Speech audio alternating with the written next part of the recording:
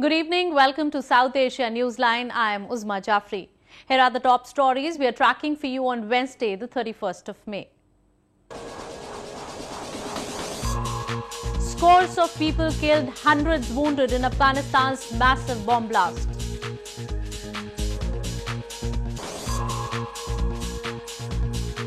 India-Spain inked 7 agreements in key areas to bolster ties.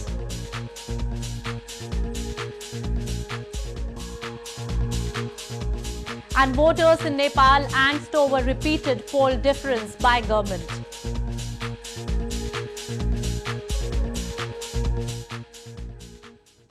And now for all the details.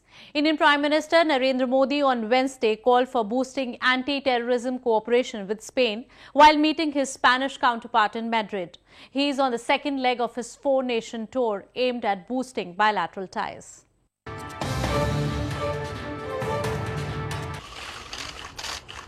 Indian Prime Minister Narendra Modi on Wednesday told his Spanish counterpart Mariano Rajoy that India and Spain should strengthen bilateral cooperation in the fight against terrorism, as both the countries have faced the security challenge. Prime Minister Modi arrived in Spanish capital Madrid on Tuesday night as part of his 6 days 4-nation tour aimed at boosting bilateral ties. India and Spain signed 7 agreements including on cybersecurity and technical cooperation in civil aviation after both the leaders held wide-ranging talks at the Moncloa Palace. Spain ने और भारत ने दोनों ने आतंकवाद के परिणाम देखे हैं, बहुत कुछ सहन किया है और आतंकवाद के खिलाफ लड़ाई लड़ने में राष्ट्रपति लोहाय बड़े ही मक्कम हैं। तो आतंकवाद और के खिलाफ जो मानवतावाद की लड़ाई है, उस मानवतावाद की रक्षा के लिए हम मिल बैठकर के कैसे काम कर सकते हैं, उस पर भी चर्चा होगी। Prime Minister Modi said that he is confident that his visit to Spain, the first by an Indian Prime Minister since 1988, will give a new momentum to bilateral ties. He also met King Felipe VI of Spain and interacted with Spanish business leaders to attract investment into India. In news from Afghanistan, a big explosion went off in Afghan capital Kabul on Wednesday caused by a car bomb near a diplomatic area, killing more than 80 and wounding several.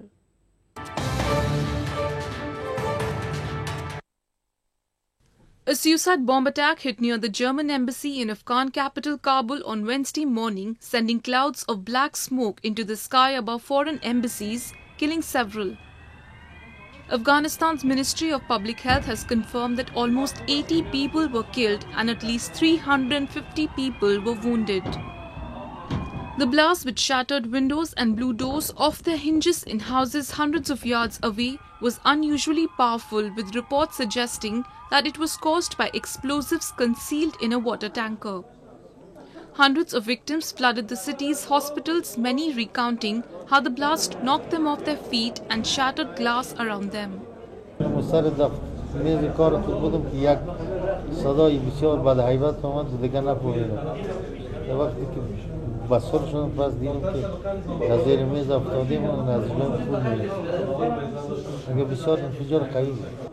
No group has yet claimed responsibility for the attack. However, Taliban insurgent group in a statement said its fighters were not involved in it.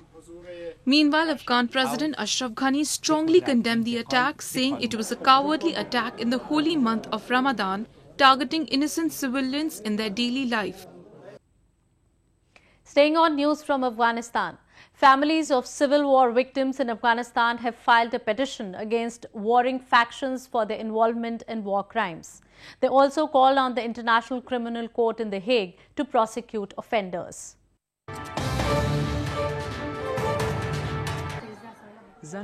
A petition has been filed by families of Afghan civil war victims who have pointed fingers at certain factions including Gulbuddin Hekmatyar-led Hizb-e-Islami for their involvement in war crimes.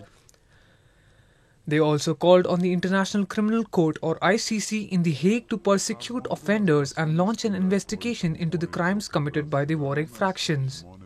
In a petition to the UN Assistance Mission in Afghanistan or UNAMA in Kabul, they requested justice for the victims of crimes allegedly committed by Hizb-e-Islami.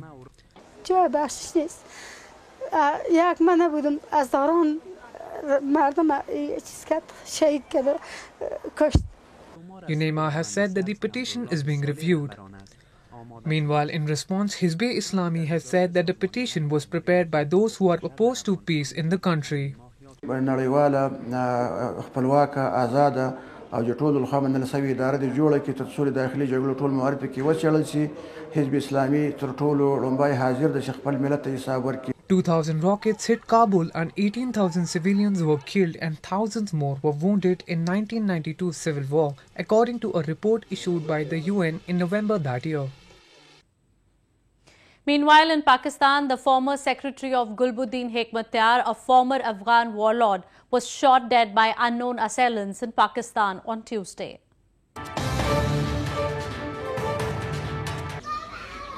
Gunmen in northwestern Pakistan on Tuesday gunned down the former secretary to Gulbuddin Hekmatyar, an Afghan warlord turned insurgent who signed a peace deal with the government in Kabul in September last year. Hekmatyar's Hizb-e-Islami party identified the slain man as Muhammad Farid and blamed elements against peace for the killing. No group claimed responsibility for the attack. Farid was returning home from a mosque in the Taj Abad area of Peshawar when the unknown gunmen opened fire.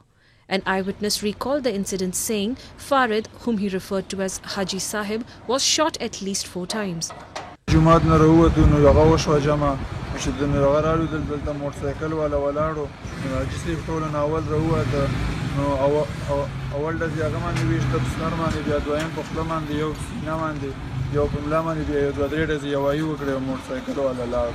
Hizb-e-Islami spokesman confirmed Farid was Hekmatyar's former secretary and a senior party member. Gulbuddin Hekmatyar arrived in Kabul earlier this month after 20 years. While addressing a welcoming ceremony at the presidential palace in Kabul, the Hizb-e-Islami leader had called Taliban brothers and asked them to join the peace process. Moving on to news from Nepal. The second phase of the local level elections in Nepal has been further rescheduled for June 28 from June 23rd. The cabinet meeting on Wednesday took the decision to postpone the elections as the day coincides with the last Friday of the month-long Ramadan festival of the Muslim community.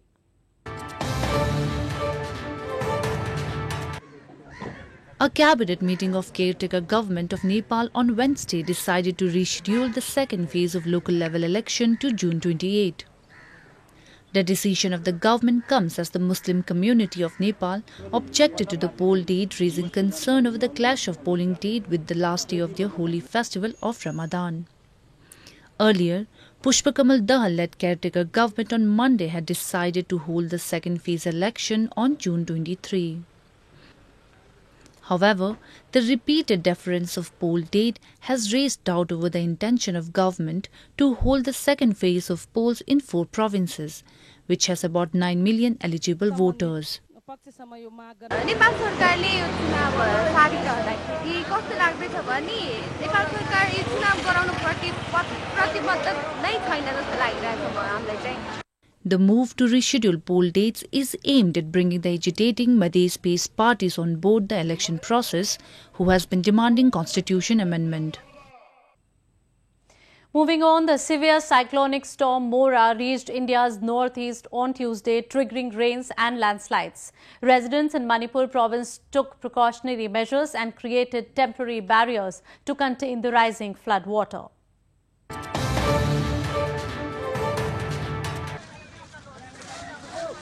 Heavy rains caused by severe cyclonic storm Mora caused Imphal River in India's northeastern Manipur province to breach embankments on Wednesday, inundating roads and sparking fears of floods. Locals in provincial capital Imphal launched a massive operation to contain the water. People lined the river with sandbags to create temporary barriers to keep the water from spilling further. In present condition, like there is no way that it's going down. It's rising up, the water level is in there, and if the rate continues, the cyclone continues, we are likely to face a lot worse than this. Cyclone Mora reached India's northeast on Tuesday. It is bringing strong winds and heavy rains to the region, where already there are reports of damaged houses, uprooted trees and power cuts. Meanwhile, massive evacuation is underway in Bangladesh as the cyclonic storm hit Chittagong on Tuesday. Indian Navy's INS Sumitra is involved in a major search and rescue operation 90 miles south of Bangladesh's Chittagong. A second ship has also sailed with relief materials for Bangladesh, and the Indian Navy is running 2 humanitarian assistance disaster relief operations as well. Heat wave conditions have been wreaking havoc over many parts of India during the last few days. Tourists from across the country are flocking to India's northern Jammu and Kashmir province to beat the heat and also enjoy the spring season there.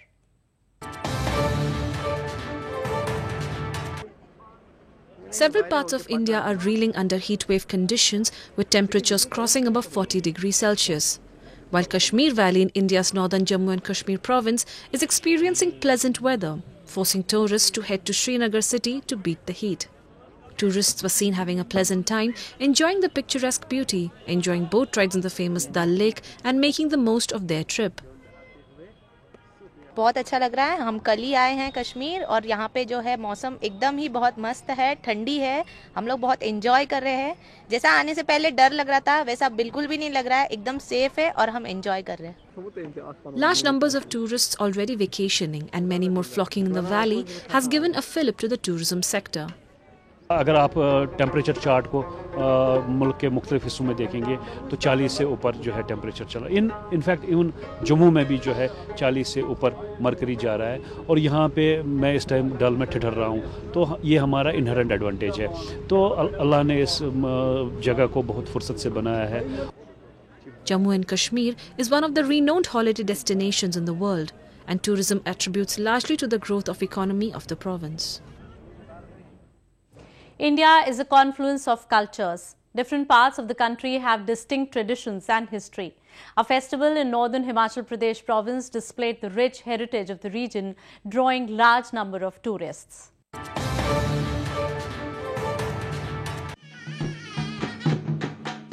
The traditional festival of Mandi district in India's northern hill resort of Shimla managed to attract large number of tourists.